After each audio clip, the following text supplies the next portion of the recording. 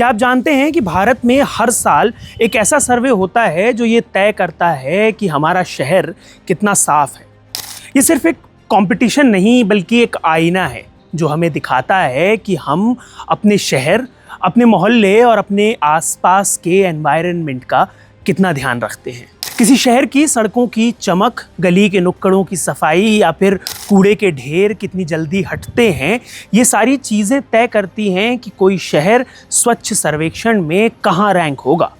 लेकिन ये सिर्फ सरकार या म्यूनिसिपैलिटी की जिम्मेदारी नहीं है, इसमें हम सभी शामिल हैं।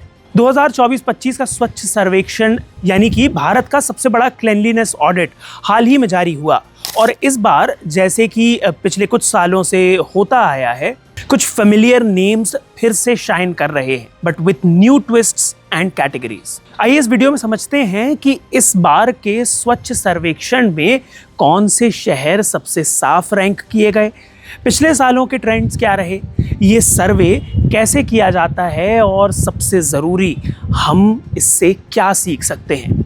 Let me simply explain.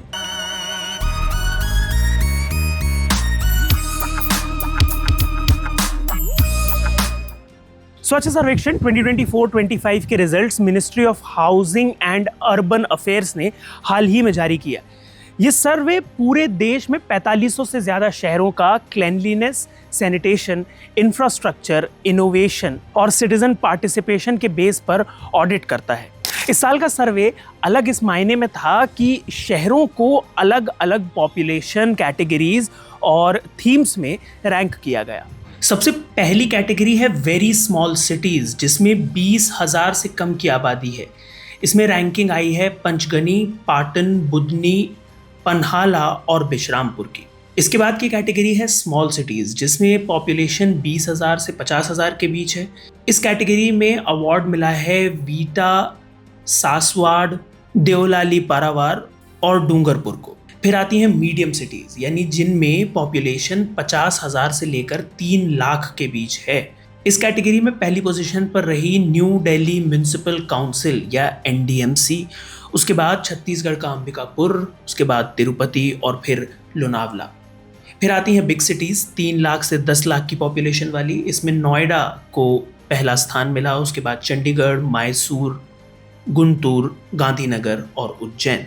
फिर आती हैं million plus cities, these are the mega cities with over 1 million population, 10 lakh से ज़्यादा की पॉपुलेशन। इसमें इंदौर, सूरत, नवी मुंबई और विजयवाड़ा जैसे शहर शामिल हैं। इसके अलावा गंगा टाउन्स की भी एक कैटेगरी थी, जिसमें प्रयागराज को गंगा के किनारे बसे सबसे साफ शहर का खिताब मिला। Apart from this, a special award was conferred upon the city of Prayagraj for its exemplary efforts in maintaining cleanliness during the Mahakumbh. इसके अलावा बेस्ट परफॉर्मिंग स्टेट, सबसे ज़्यादा आबादी वाले कैटेगरी में महाराष्ट्र को ये अवार्ड मिला है और बेस्ट परफॉर्मिंग स्टेट, सबसे कम आबादी वाले कैटेगरी में चंडीगढ़ को ये अवार्ड मिला है। स्पेशल लीग अवार्ड्स जैसे कि स्वच्छ शहर संवाद और सुपर स्वच्छ लीग में भी इंदौर, नवी मुंबई, पुणे जैसी सिटीज़ ने टॉप परफॉर्मेंस दिखाई। स्वच्छ सर्वेक्षण की शुरुआत 2016 में सिर्फ 73 शहरों के साथ हुई थी, लेकिन 2020 के बाद ये एक mass scale citizen driven cleanliness movement बन गया। 2016 में हुए पहले स्वच्छ सर्वेक्षण में मैसूरू को क्लीनेस्ट सिटी डिक्लेयर किया गया था। 2017 से 2022 तक इंदौर ने लगातार फर्स्ट रैंक हासिल की 5 साल तक। 2023 में इंदौर और सूरत ने मिलकर जॉइंट नंबर 1 का खिताब शेयर किया। 2024-25 में फिर से इन दोनों शहरों ने सबसे बड़े पॉपुलेशन कैटेगरी में टॉप किया, पर अब पूरे देश में अलग अलग कैटेगरीज के हिसाब से रैंकिंग दी गई है, जिससे हर साइज के शहरों को रिकॉग्निशन मिले। स्वच्छ सर्वेक्षण को हर साल क्वालिटी काउंसिल ऑफ इंडिया या QCI के जरिए कराया जाता है। सर्वे में 4 मेजर कंपोनेंट्स होते हैं। सबसे पहला है सर्विस लेवल प्रोग्रेस या SLP, जिसका 40% वेटेज होता है। इसके तहत solid waste management systems, door to door collection, composting, landfill redemption जैसी चीज़ों पर ध्यान दिया जाता है। इसके बाद आता है सिटीजन फीडबैक, जिसका 30% वेटेज होता है। इसमें ऑनलाइन और ऑफलाइन तरीके से लोग सर्वे में पार्टिसिपेट करते हैं, स्वच्छता ऐप या माईगव पोर्टल पर रेटिंग देते हैं और क्लेanलीनेस से जुड़ी शिकायतें दर्ज कराते हैं। इस बार 12 करोड़ से ज्यादा नागरिकों ने फीडबैक दिया है। ये अपने आप में एक रिकॉर्ड है। इसके बाद आता है डायरेक्ट ऑब्जर्वेशन।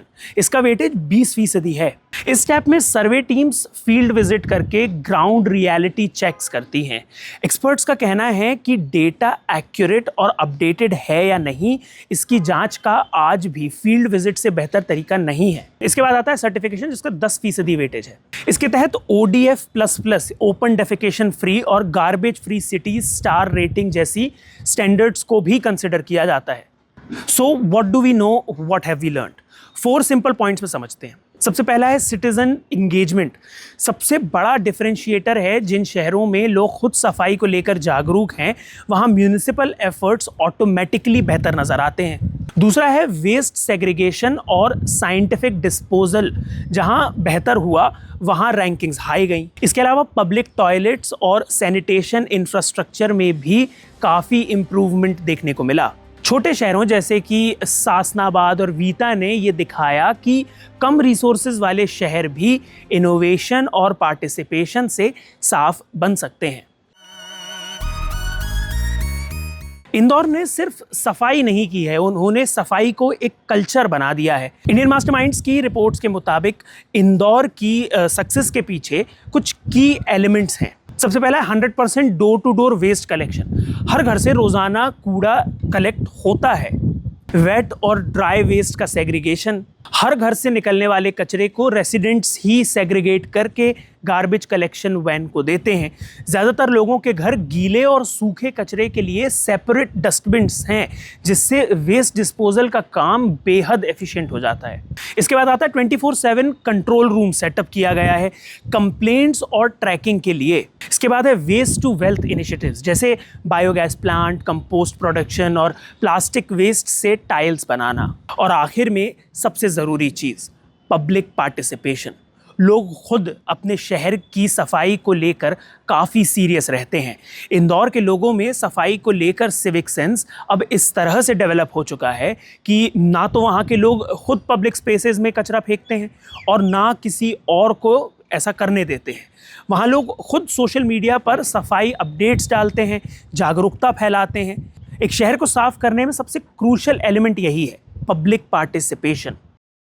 ये मॉडल रेप्लिकेट किया जा सकता है अगर लोकल बॉडीज टेक्नोलॉजी फ्रेंडली हों और वेस्ट कलेक्शन और डिस्पोजल की इनोवेटिव टेक्निक्स का यूज करें, सिटीजन्स अवेयर हों और क्लीनलीनेस ड्राइव में पार्टिसिपेट करें, पॉलिटिकल विल हो और प्राइवेट सेक्टर को भी इन्वॉल्व किया जाए। हालांकि सफाई में इंप्रूवमेंट हुआ है, लेकिन चैलेंजेस अब भी हैं। स्लम्स और पेरी अर्बन एरियाज में सैनिटेशन गैप्स हैं। बहुत से शहरों में अब भी मैनुअल स्कैवेंजिंग समस्या है। बायोमेडिकल और हाजर्डस वेस्ट डिस्पोजल एक बड़ी चिंता है। आज भी ज़्यादातर जगहों पर या तो कचरे को लैंडफिल्स में डाल दिया जाता है, जिससे सॉइल क्वालिटी डिटेरियोरेट होती है, या फिर जला दिया जाता है, जिससे टॉक्सिक गैसेस रिलीज होती हैं एनवायरनमेंट में और क्लाइमेट चेंज को और एक्सेलरेट करती हैं। पब्लिक स्पेसेस में यूरिनेशन और लिटरिंग अब भी बहुत कॉमन है। पब्लिक टॉयलेट्स का नंबर अब तक बहुत कम है और जो हैं उनमें साफ सफाई की काफ़ी कमी है। और सबसे बड़ी प्रॉब्लम, लोगों में सिविक सेंस की भारी कमी। लोग अपना घर तो साफ रखते हैं, लेकिन अपने शहर के प्रति अक्सर कोई जिम्मेदारी का भाव नहीं होता, जिसे बदलना बेहद ज़रूरी है। Cleanliness is a two way street. हम सभी अगर ये 5 चीज़ें अपनाएं तो बहुत फ़र्क पड़ सकता है। सबसे पहले घर में ही वेस्ट सेग्रीगेट करें। दूसरा है कूड़ा बाहर फेंकने की आदत को छोड़ दें। तीसरा, पब्लिक प्लेसेस में क्लीनलीनेस का ध्यान रखें। इसके अलावा सफाई कर्मचारियों को सम्मान दें and have a sense of ownership and responsibility towards keeping your city clean. हम इंडियंस अपना खुद का घर साफ रखने के लिए जितना पर्टिकुलर रहते हैं, उतने ही अगर अपने शहर और देश के प्रति हो जाएं तो पूरा देश साफ सुथरा हो जाए। इतना ही नहीं, एक्सपर्ट्स सजेस्ट कर रहे हैं कि इंडियन सिटीज़ को फ्यूचर रेडी बनाने के लिए कुछ इनोवेशन ज़रूरी है। जैसे IoT enabled bins, यानी ऐसी डस्टबिन्स जो फुल होने पर अलर्ट भेजें ताकि कचरा यहाँ वहाँ फैले नहीं। दूसरा है AI based waste tracking apps.